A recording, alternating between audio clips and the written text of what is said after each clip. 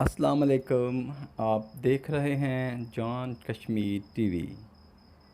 आज की इस वीडियो में मैं आपको उखद पहाड़ की सैर कराऊंगा और साथ ही जो ग़ज़वा उखद हुआ था उसमें जो शुहदा थे उनकी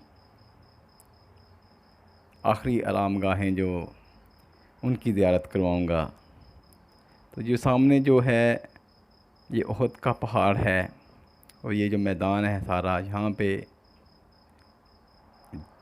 जंग हुई थी कुफ़ार की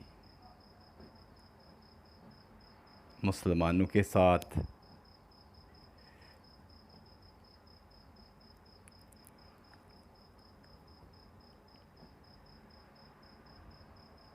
ये अभी हम जा रहे हैं सीधे यादगार शुहदा की तरफ।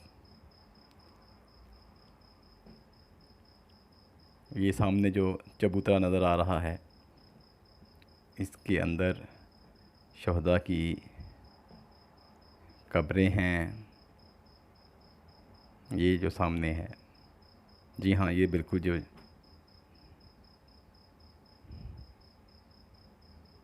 ये वाला जो चबूतरा है ये है, इसके अंदर हैं वो शुहदा की कब्रें। अंदर जाने की इजाज़त नहीं है, इसलिए इन्होंने इसको कवर किया हुआ है और यहाँ से सिर्फ आप उनकी ज़ियारत कर सकते हैं। वो जो ब्लैक काले निशान नज़र आ रहे हैं वो शुहदा की कब्रें हैं।